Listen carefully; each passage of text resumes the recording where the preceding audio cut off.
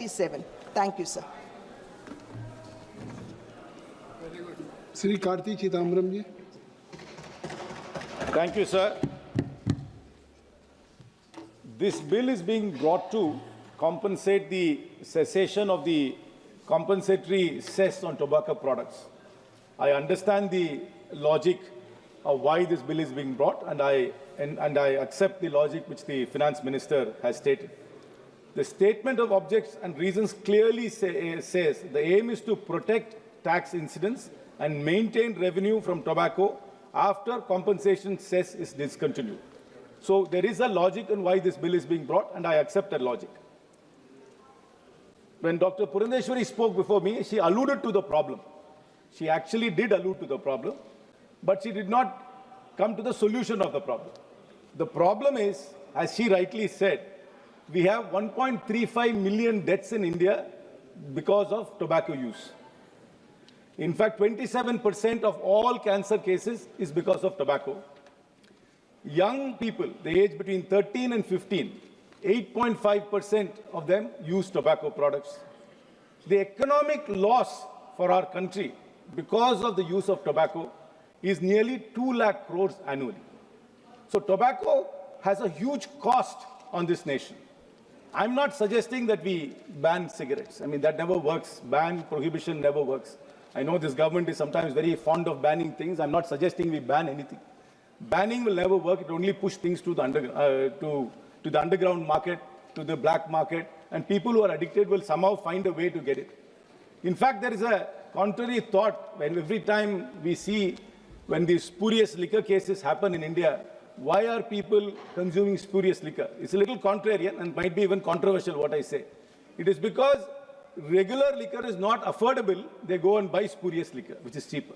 So by thinking that by increasing prices on sin products like tobacco products, you will actually lower consumption is wrong. What will happen is this will go into there'll be spurious manufacturers, people will find alternatives. I'm not suggesting you lower taxes, but I'm saying that by increasing taxes, if you think you're going to lower consumption, that doesn't work at all. In fact, we really need to think this very, very carefully, sir. While I understand the logic of this government of raising taxes, of compensatory taxes, and I'm not just, this is the topic which is beyond politics, which is tobacco usage. There is no partisan view in this. We as a society must really think about this. Successive governments have only used tobacco products to increase more revenue. But we have never addressed the problem which tobacco is causing. As Dr. Purandeshwari said, there are 6 million farmers who are cultivating tobacco. There are 20 million laborers who are working in these tobacco lands. And there are more than 35-40 million people who are involved in the industry. We are not thinking of how to move them to other sectors.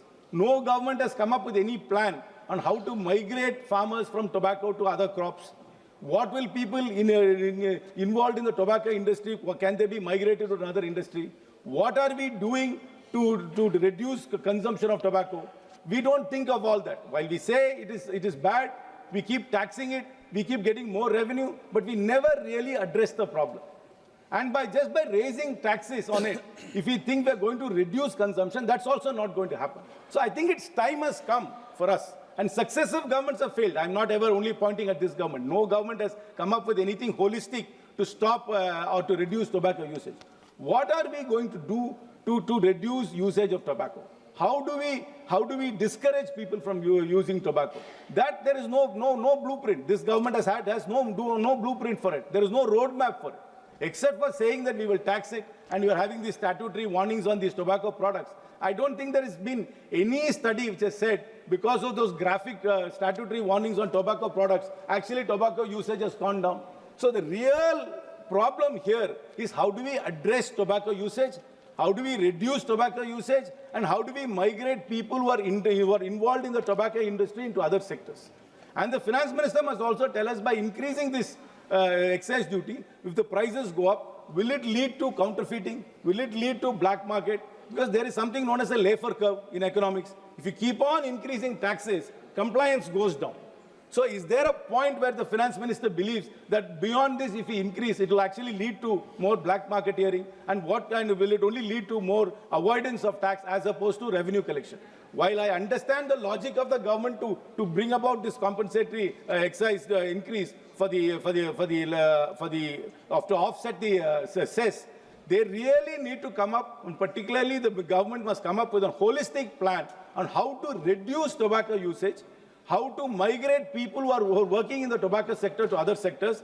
That is the real problem, and not merely tinkering on all these things and just increasing revenue. While I understand the logic of why this is being brought, but we should keep the big picture in mind. Thank you very much, sir.